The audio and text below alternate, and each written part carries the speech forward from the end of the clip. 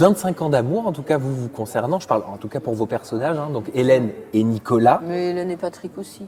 Est-ce que ça a toujours été de la fiction? Allez, sors ta fameuse phrase, Mais- je ne parle pas de ma vie Je privée. ne parle pas de ma vie privée.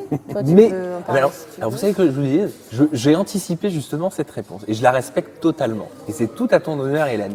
Maintenant, moi, j'ai envie de te demander pourquoi justement est-ce que tu es si discrète sur ta vie privée? Pourquoi tu veux tant la protéger? Bah, parce que j'ai une vie publique et que si j'ai pas ma vie privée, ça va pas aller. J'ai besoin d'anonymat un peu, quoi. Enfin, de choses qui sont pour moi, c'est-à-dire ma famille, mon univers, ma maison, mes L'anonymat amis. pourra s'arraper. Voilà, c'est donc, irréversible.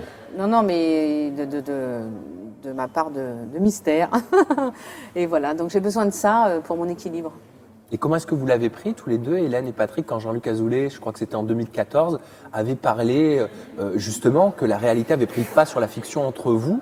Mais Ça a moi, dû je lui te avais dit froisser? que j'allais. Oui, ça m'a froissé. Je lui ai dit que j'allais parler de sa vie privée et raconter. Il y aurait tant à dire sur la vie privée de Jean-Luc Azoulay, mais je ne le fais pas parce que je suis pas comme Toi, ça. tu vas te retrouver au chômage. Mais je ne le fais pas parce que je ne suis pas comme ça. Mais ça lui déplairait aussi que je parle de sa vie privée. Voilà. Du coup, après, il n'a pas recommencé. En tout cas, ça n'empêche pas le succès des Mystères de l'amour. 700 000 téléspectateurs, il y a même des pics à presque 1 million. C'est dû à quoi? Est-ce que c'est simplement la nostalgie ou est-ce qu'il y a autre chose, selon vous? Non, je pense que les gens sont attachés à nos personnages. Les gens nous aiment, on a l'amour du public, leur fidélité, leur confiance depuis des années. Et voilà, c'est touchant et c'est grâce à eux si nous on est là. Et on essaie de faire de notre mieux pour leur...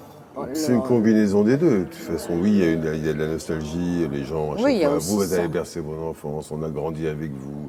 Et chaque période de vos aventures Oui, mais là, ils suivent les télévisées mystères. correspond à une période de ma vie. Alors, on les a accompagnés, on a vieilli, grandi ensemble. Alors, ça, c'est d'une part, il y a de ça, évidemment.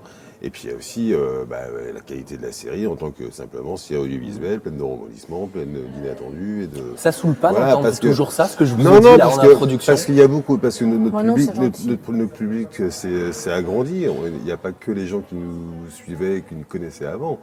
Il y a plein de gens qui nous ont découverts, surtout des jeunes gens, qui nous connaissaient, qui n'étaient même pas nés quand ça a commencé et qui nous regardent aujourd'hui.